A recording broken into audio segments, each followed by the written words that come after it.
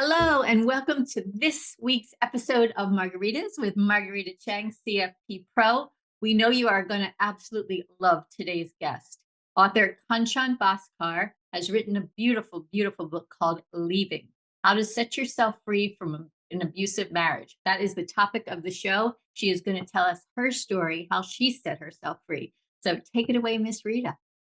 Well, thank you for the introduction, Hope and Kanchan. Thank you so much for being here. I just want people to see it because your book went live this month. So here's to celebrating you. Thank you so much for being here. We're so Thank you for honored. inviting me. I am privileged to be here. So your story is beautiful. I don't say was because your story, you're still living it. It is beautiful. What prompted you to write about such a difficult topic? You know, um, I had been thinking about writing it for a long time now.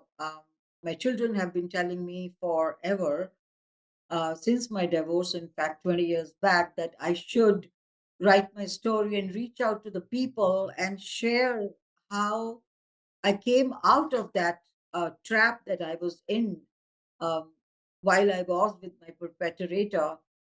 And but I could not make myself to write it because I think I had not yet come out of the hurt. I was still going through that phase. And it was not until my therapist, who I normally go, even in good moments or bad moments, I always have a therapist. So she told me when I went to her, and I said, I'm looking for my purpose in life, and I really do not know what that is. I'm a little confused, and I think I have a calling, and I'm very restless, and I don't know what to do. And she said, Kanchan, you have this such a compelling story. That is your purpose. These people need you. They need to hear your story and your resilience and the courage with which you came out. So go and share that story with them, become their advocate. And that was the time I thought I should be writing this story. So I called my children and I said, Mom is now ready to write the story. That's how it started. And that's so beautiful. What I love about it, and I did read the book over the weekend. What I really love about it is you gave yourself the time and space to heal so that you're ready. Because if you're to do it too soon, it could um it could even be more traumatic. Hmm. Yeah. And not that it was still easy for me, it was pretty difficult. I was very enthused when I thought about writing, but when I actually started to write all the events and the episodes that happened, I did go through PTSD. And, almost for, I think, close to a year, I was pretty sad. I wasn't depressed, I would say. It wasn't that acute, but I was sad.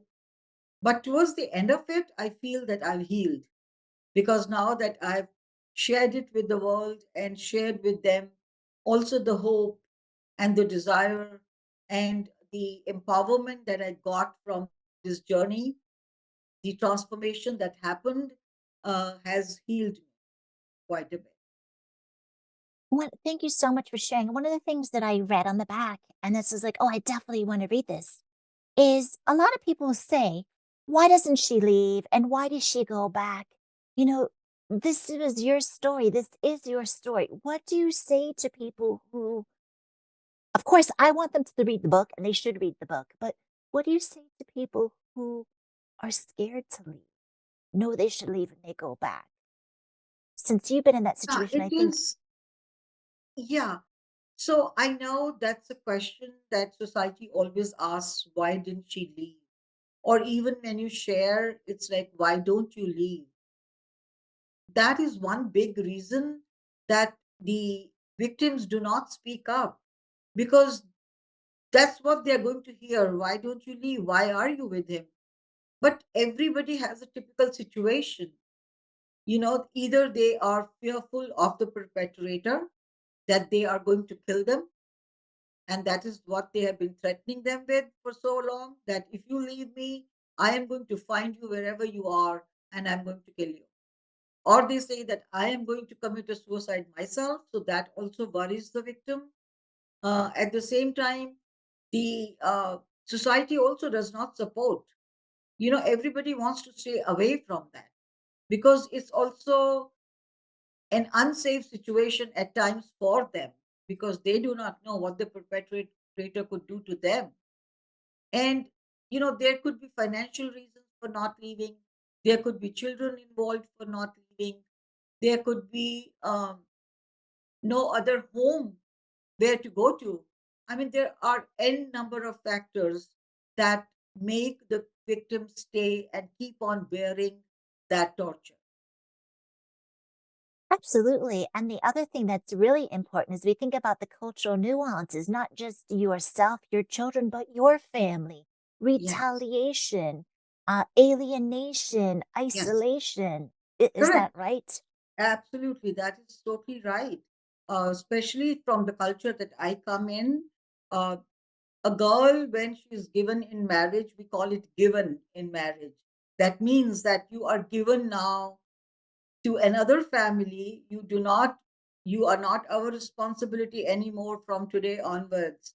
You are their responsibility. They will be looking after you. They are your parents, they are your brothers and sisters, and that's your husband.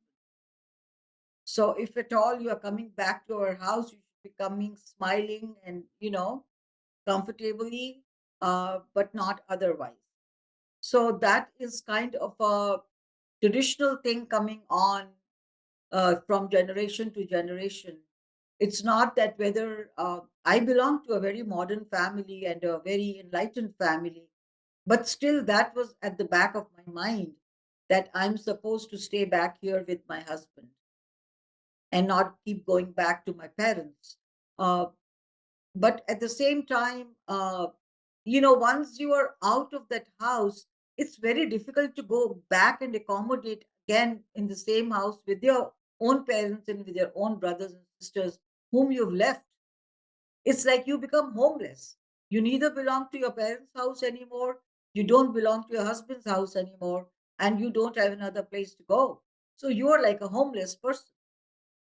Yes, you're alienated, isolated, and all on your own. And I love what you said about your family being very enlightened, like your parents so progressive and your brother just there for you, having you back, advocating you through thick and thin. So you Yeah, know how I asked you about why does she stay? Why doesn't she leave? How can we help women who are in that situation? What are some things we can do? Of course, listen and be a good friend, but they're scared. What can we do to support them? right. So I think, first of all, the first thing that has to happen is that society has to become aware of the gravity of the situation. The society is not yet aware. In America, 1 in 3 women and 1 in 5 men go through domestic abuse once in their lifetime. Whereas when you talk in America about it, they think it's only the developing countries or the Asian countries or India or the other countries that where the numbers are more. But the numbers are almost similar in all the countries all over the globe. So the gravity of the situation is not known only because the victim does not speak up. They are fearful, like we just talked. They are fearful of telling anybody. But the first thing they need to do is to speak up. So the victim needs to speak up, and the society needs to listen to them. Once they come out and have faith in you and trust in you and the confidence of sharing with you, listen to them and give them your support, in the sense of you don't have to feed them or you don't have to give them home, but at least provide them all the information that is available. Sometimes the victim is so much isolated from the rest of the world that they do not know where they can go for help. And in US, we have got all these resources available, and government spends millions and billions of dollars to give these resources to the victims and the survivors. So there are medical help available, there are psychiatry help available, there are mental institutions available, there are these what you call, the places to stay overnight, those are available. So I think if the society is somehow able to have that information with them somewhere, a cheat sheet, or if they can put it in their social media from time to time, that if somebody is in trouble, in a violence relationship or abusive relationship, these are the numbers they should call, or something of that nature. Because especially in rural areas, interiors of America, also the information may not be going to the right people at the right time. So providing the information, that is another thing that they can do. Small little steps, like if somebody they know is going through a bad time and they need to go to a hospital, they don't have a transport, just take them, drop them there. Very small steps need to be taken. And at the same time, I think that educating our younger generation of the meaning and the definition of partnership is very, very important, because still we believe in man role belief system, and we think men have got power and women do not, even till date. In spite of all this globalization happening, and the man going to the moon and doing all that, we still believe that it's the man who has the power. So I think that education, imparting that education from the foundation days, is very, very important, not only in schools and colleges, but also at home. Telling them that there is no difference between sexual orientation. There is, these men and women are at par with each other, and they should Respect behave and like partners. stability. Oh, Right. sorry about that. Respect and stability go a long way. Another Yes. thing that really jumped out at me is people kept on asking you, what could you have done? As though it's the victim's fault for upsetting your husband. Can you talk a little bit about that? What's that? Could you repeat that, please? So, one of the things that I read several times in your book is when an incident happened, um, people would approach you, authorities would approach you. Oh, what could you have done to disturb him, as if it was your fault when Right. he had an anger outburst? Right. Right.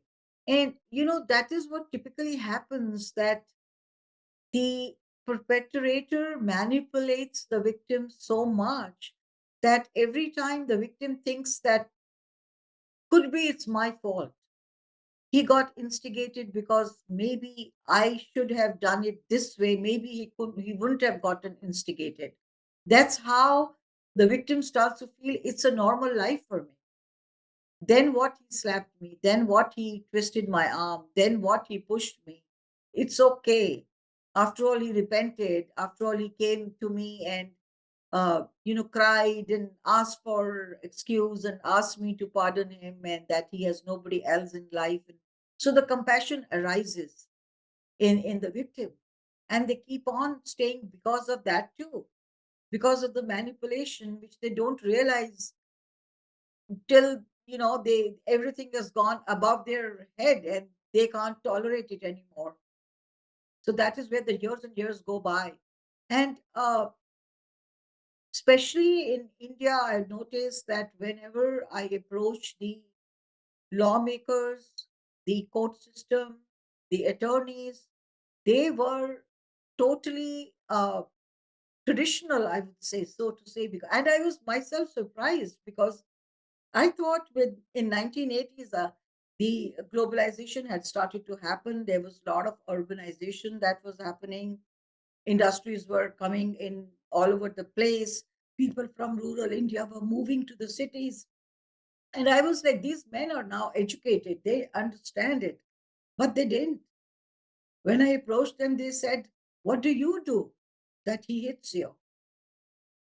We know that he is an alcoholic, but he should not be hitting you. So he hits you means that you do something to him to instigate him. So these were the men who were from these rural India, where again they thought that they had the power and they could do whatever they wanted.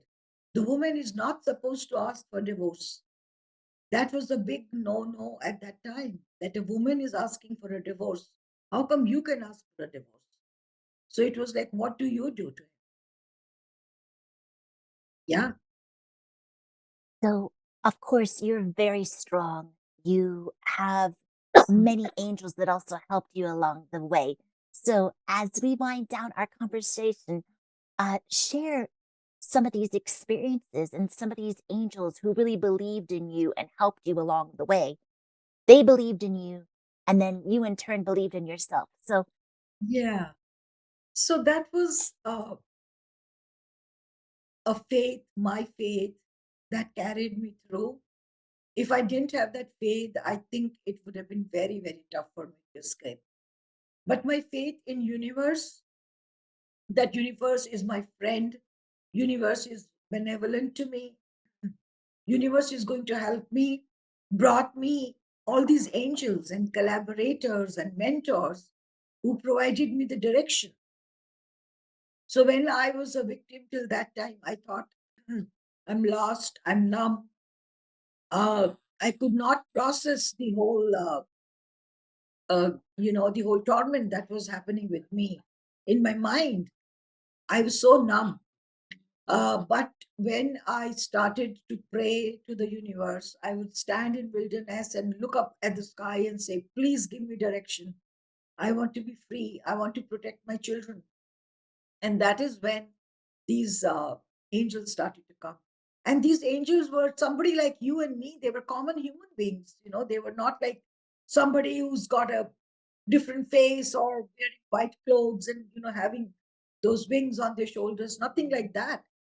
They were like mediators sent by God Himself, and they would come and talk to me. My first angel, whom I call my angel, was a therapist. When my daughter was born, my twins were not yet born, and I had gone to her and cried my heart out with her. And I said, I just don't know what to do with my life. And she said, Kanchan, you are an educated girl, and you are just like a frog inside the well. You are not even coming up to the periphery. Crawl up to the periphery on the walls of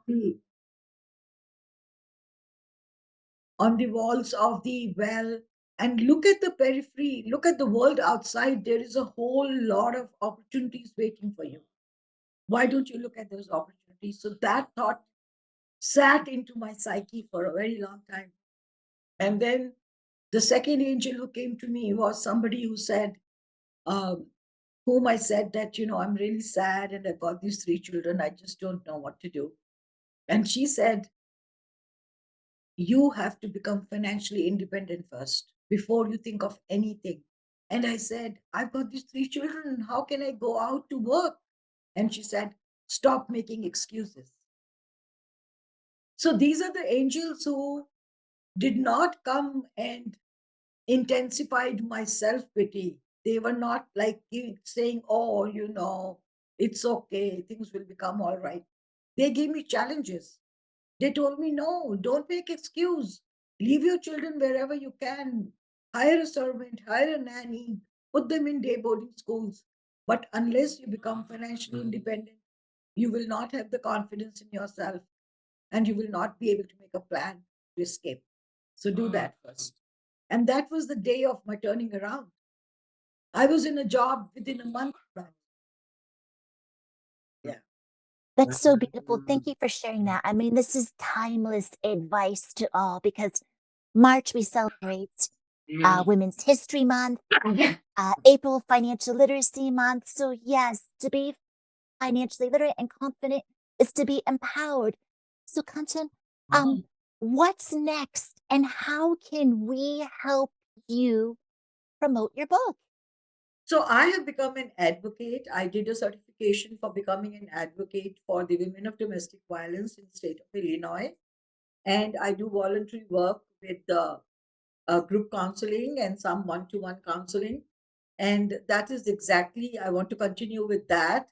I'm also traveling to India now to, just to meet a few people there and promote the book. And here, I am on the website, kanchanbhaskar.com. Details of my information can be got from there. And I would want people to read this book. That's the way to promote it, that one person reads, like you've read and you're talking about it, and you talk to another person, and then two people read it.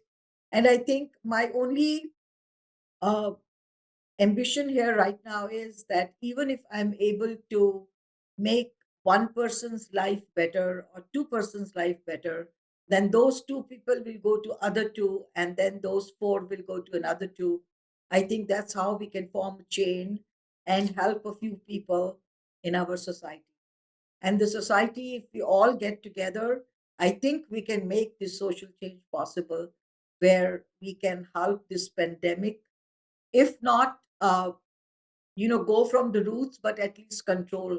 We can help control it.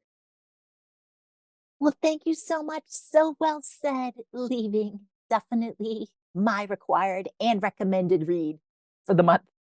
Thank you Back so to much. you. Oh, Thank Beautiful, you. beautiful. Kanchan, that was just a beautiful story. That it's so brave of you to tell it. And just to recap, you were raised in New Delhi by two loving parents, and you were taught that marriage means companionship, tenderness, and mutual respect. But in your arranged marriage, you found the opposite. And I fear that too many women aren't prepared or ready to leave. So here's to you, starting a revolution, keeping it going. And thank you to Miss Rita for bringing you on her show. We will definitely promote this book every which way we can, through her and through my website. So thank you both, ladies. Thank And thank you. you to our readers and listeners and viewers. This is this week's episode of Margaritas with Marguerita Cheng, CFP Pro. I'm Hope Katz-Gibbs, producer of the show on the Incandescent Radio Network and Incandescent TV. Go out and get this book, Leaving. We'll see you all soon. Thank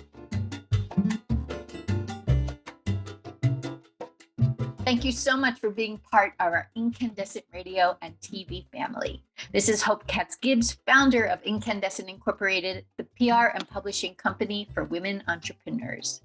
Our Incandescent Radio and TV shows are brought to you by our advertisers and clients.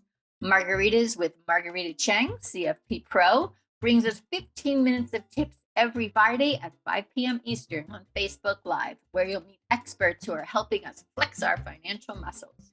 Find all of the episodes at margaritacheng.com. You'll also meet intuitive psychotherapist Kara Keem, who interviews therapists and other intuitive guides from around the world. Learn more at karakeem.com. And you're going to love social justice expert Karen Hanrahan, CEO of the San Francisco-based Glide Memorial Foundation. She bridges the gap from local impact to global change on her thought leadership show on Incandescent Radio. Learn more about Karen at karenhanrahan.com. You're also going to love Alina Liao, founder of the radical wellness journaling company, zenitjournals.com. Alina asks, have you tried to journal but found it hard to keep up? Zenit makes it easier to journal for your wellness. With Zenit, you can customize your journal with prompts that speak to you. No more blank pages. Your Zenit is your personalized space to take care of yourself. Website, zenitjournals.com. Feel it, write it, Zenit. You'll also meet amazing Tracy Schott, founder of Voices for Change. Tracy is determined to change the world and end domestic violence. Learn more at voicesforchange.net. And we are so thrilled to be publishing a book for Angela Mitchell, who is the tech expert of case management. And she's also the founder of this fabulous organization, Kids Code 2. She is determined to teach kids to code computers. Talk about teaching a kid to fish. We invite you to discover and peruse all the Incandescent Incorporated websites, the magazine for women, by women, about women, incandescentwomen.com. Our health and wellness magazine is beincandescent.com, the business of mind, body, spirit, soul, and heart. Our YouTube channel is incandescent.tv, and you can learn about our PR and book publishing services at incandescent.us. If you'd like to have your own radio and video show, check us out at incandescentradio.com, where you can see what we can do for you. These podcasts are also featured on iTunes, Spotify, and iHeartRadio. Our podcasts are produced by Brandy Wilsker. Our videos are produced by Nelson Benavides. Our website developer is Max Cucoy, and our incandescent illustrator and designer is Michael Glenwood Gibbs. If you'd like to learn more, please send me an email, hope@hopegibbs.com. Here is to your incredible, indelible, incandescent success. Much love and many